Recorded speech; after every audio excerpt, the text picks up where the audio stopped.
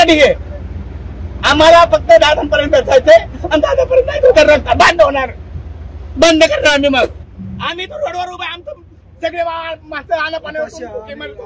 त्याचं कारण काय आहे?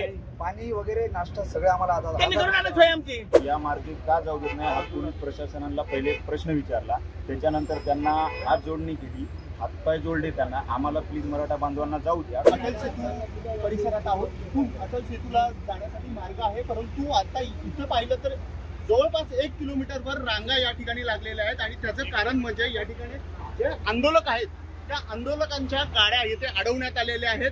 या आंदोलकांना इथून अटल सेतूवरून पुढे जाऊ दिलं जात नाहीये. आपण यांच्याकडून जाणून घेऊया नक्की काय परिस्थिती आहे, नेमकं काय अडचण आहे. तुम्ही काय थांबलेल्या आहेत तुमच्या गाड्या? आमच्या थांबण्याचं कुठलंही कार्य नाही आहे. आम्ही पहिले 2-3 गाड्या होत्या आमच्या. आम्ही इथून सविस्तरपणे जात होतो. त्यावेळेस इथं पोलिसांनी आम्हाला अडवणूक केली आणि विचारलं तुम्हाला कुणीकडे जायचं आहे. आम्हाला सरळ अटल सेतूवरून आझाद मैदानकडे जायचं होतं, कारण इथं वाडी बंदर कुठं तरी आपल्या मनोज भाऊनं सांगितलं होतं तिथं पार्किंगची व्यवस्था केलेली आहे आणि त्या पार्किंगच्या व्यवस्थेमध्ये तिथं गाड्या लावायचं सांगितलेलं आहे.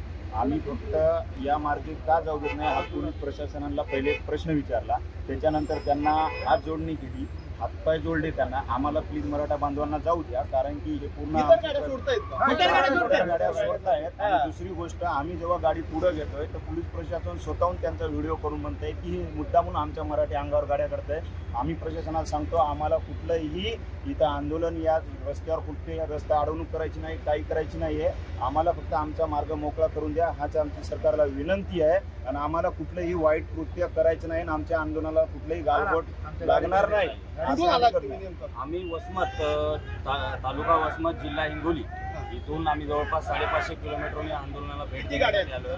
आमच्या जवळपास आमची एक स्वतःची एक गाडी आहे ज्यामध्ये 15 लोक आहेत आणि बाकी अशा आमच्या समाज बांधवांच्या 20 ते 25 गाड्या या ठिकाणी तुम्ही मागे बघू शकता. एवढ्या लांबून आलेल्या लोकांना मुंबईच्या तोंडावर अडवणं हे बरोबर नाहीये. आम्ही संविधानिकरित्या आदरणीय मनोजदादा जरांगे यांनी दाखवलेल्या मार्गानुसार जसं की पोलिसांना 1%ही त्रास न देता आंदोलन आम्ही या ठिकाणी करत आहोत. पण पोलीस प्रशासनाकडून आम्हाला थोड्याही कोऑपरेशन या ठिकाणी होत नाहीये, याची आम्हाला जरा खेद वाटते. विचारलं का सोडत नाहीयेत गाड्या? तुम्ही पोलिसांना विचारलं का काय कारण आहे? गाड्या परमिशन नाही म्हणायचे. आता गाडीला झेंडा नसलेल्या गाड्या जाऊ द्यायला, झेंडा काढा म्हणाय, स्टिकर काढा, जाऊ देतो. कसली परवानगी पाहिजे त्यांना? ते त्याला माहित नाही, आम्हाला काय माहित आता परमिशन.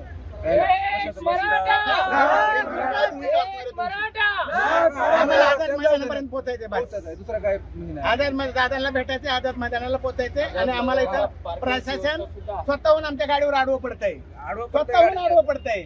तर ते परत व्हिडिओ काढून वर पाठवतोय. म्हणजे आमचं किती पिळवणूक करायची सरकारने.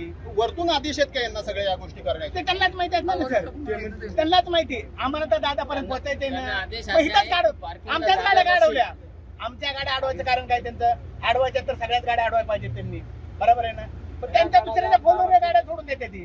आमच्या गाड्या झेंडा काढामध्ये तुम्ही झेंड्याचं अपमान करता का? आमच्या झेंड्याचं अपमान. झेंडे काढले तर तुमच्या गाड्यांना जायला ते परमिशन देतात मग झेंडे काढले म्हणून. मग आमच्या हिंदू धर्माचा त्यांनी अपमान केला ना. काय ठेवलं त्यांनी आमच्या हिंदू धर्माचं? कशासाठी हे?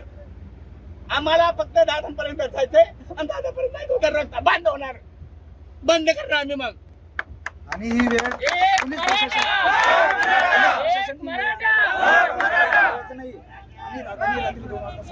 10 मिनिटाचं टायमिंग दिला त्यांना. 10 मिनिटाचा टायमिंग काय करायचं आता त्यांना? 2 वर्षाचा टायमिंग दिला. 2 वर्षात किती मिनिटं झाले असतील ते?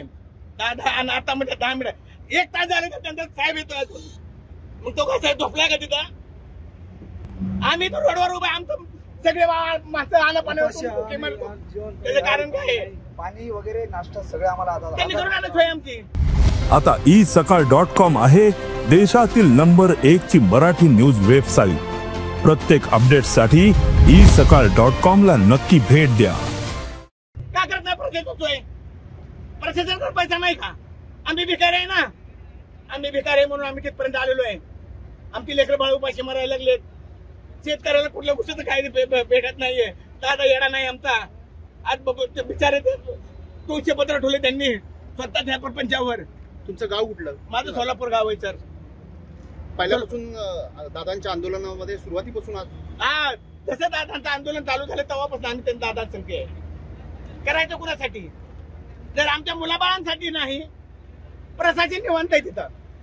प्रशासनाला आमचं हिंदू धर्माचं ह्याचं काही घेणं देणं नाहीये. काय घेणं देणं त्यांना? प्रत्येक टायमाला पिळवणूक आहे, प्रत्येक टायमाला पिळवणूक केली त्यांनी. वेळोवेळी टायमिंग मारला, वेळोवेळी टायमिंग दिला दादांनी. आपण पाहताय की या ठिकाणी जे आंदोलक आहेत ते फार आक्रमक झालेले आहेत. आमच्या गाड्यावर पडायचं काय कारण आहे? पोचणारच. आणि मनोज दादा जरांगे यांच्या आंदोलनाला आम्ही पाठिंबा देण्यासाठी इथं आलेलो आहे. पोलीस प्रशासनाने किती अडवणूक केली तरी आम्ही त्या ठिकाणी आंदोलन स्थळी जाऊन राहणारच, ही भूमिका आता सध्या आंदोलकांची पाहायला मिळते. मुंबईहून सुरेश विटकर, सरकारनामा.